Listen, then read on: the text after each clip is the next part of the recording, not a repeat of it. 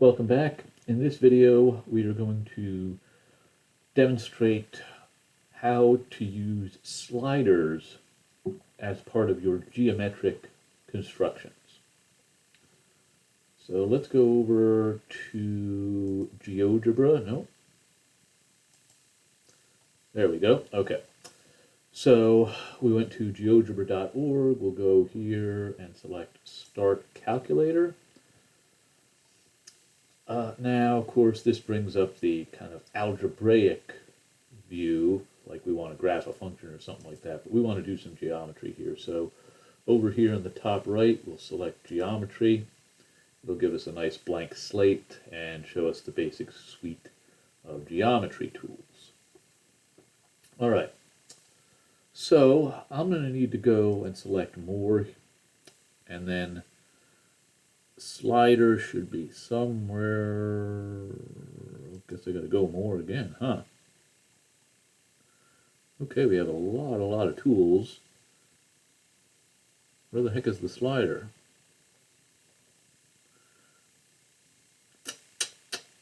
Oh, there it is. Okay. So we'll put it anywhere on your drawing tablet here. Now, I want to have an integer for these purposes here. And what I want to do is I want to have GeoGebra make a polygon where I specify the number of sides the polygon's supposed to have. Okay, so if I set the slider to 5, I want GeoGebra to draw me a pentagon, to construct a pentagon. Okay, now if I'm dealing with a polygon, I cannot have a one-sided polygon. The minimum is 3. And let's make this, I don't know, 15. Okay, so the value of n can be anything from 3 to 15. Okay, right now, of course, sliding this around does absolutely nothing because it isn't hooked up to any feature on my drawing pad. So let me go to the regular, actually I guess before that, let me put in a segment. So I'm going to select a couple points. I'm going to put a couple points on my drawing pad here, just points A and B, and I'll make a segment joining those 2 points, just for sake of completeness. Okay, now on the left-hand side, once again, I'm scrolling down, and I want to take a tool here, and I want to select regular polygon for my tool. All right, now it says here, select 2 points, then enter the number of vertices. I think if I select A and B, those will be my 2 points. And for the vertices, I'm just going to say N. And as I change my slider, the number of sides on my polygon will change. So I'll select OK, and notice it gives me a equilateral triangle right here. And if I slide N, it gives me, well, 6 sides here. So I've got a hexagon, I've got a 7-gon, I've got an octagon. I can make the whole thing smaller by shrinking down that segment. Okay. Of course, we remember that a regular polygon has all sides equal and all angles equal.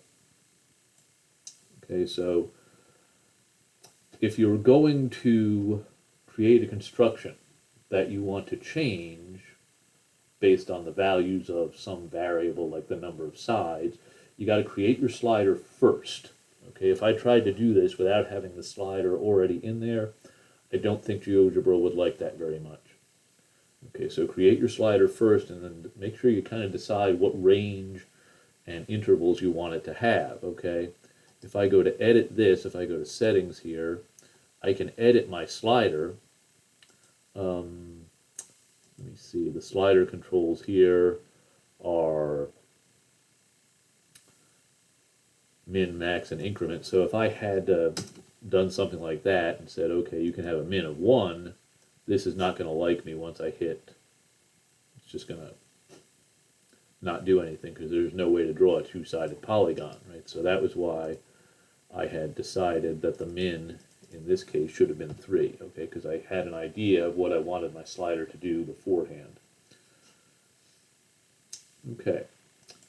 Actually, you know what might be fun? Let's look at the vertex angle, or the central angle for this. And the vertex angle. Let's try that. Okay, so let's use the angle tool. Now, where is that? Okay, here it is, the angle tool. Okay, so select 3-point or 2 lines. Let me try this. I want an angle to show up right there. Okay, now I think I made a little boo-boo. Okay, this is fine right now, but, and if I, see, that's getting weird. What's happening, right? Because what's happening is it's an angle between B, A, and E, but of course, here, look what happened, right?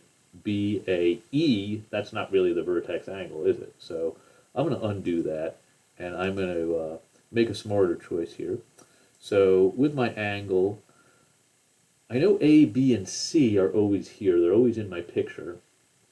So maybe I'll put the angle right there.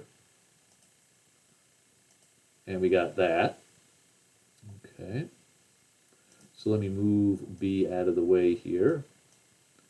And now as we vary the value of n, we can see what the vertex angle is looking like. Okay, so that's the vertex angle. Let's say I wanted to put in something about the central angle. Now, remember, mathematicians are not creative with names at all, right? So the vertex angle is the angle at the vertex of a polygon. The central angle is an angle between two adjacent vertices and the center of the polygon. Okay, GeoGebra has a very quick feature to put a point in the center. Let me see, I know it's in here somewhere.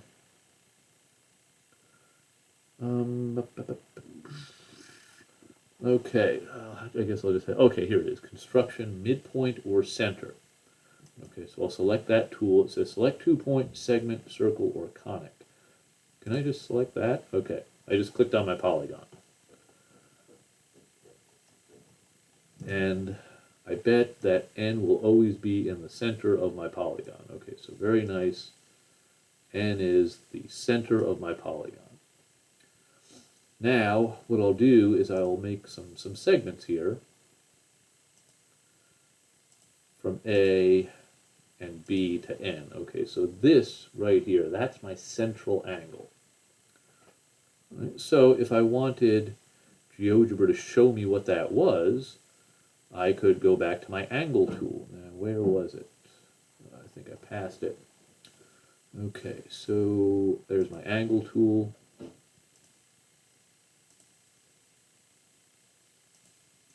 Okay, so there's my central angle. Actually, let me show you something that can, whoops.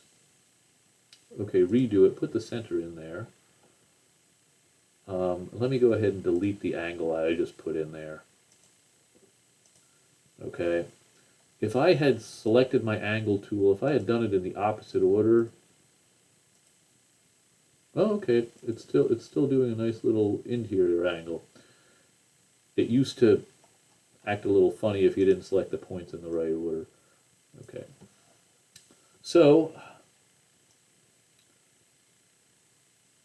we could experiment with n and perhaps make a conjecture about what the vertex angle and central angle had in relation to each other, right? I think if we look at it for a little bit, we can make a guess as to the value of each one. Okay, so sliders can be pretty effective in doing some experiments in mathematics. We have a variable that we're interested in, and we let that variable take on different values, and we look at the features that we're interested in this case, the central angle and the vertex angle, and we see how changing our variable affects those quantities that we're interested in.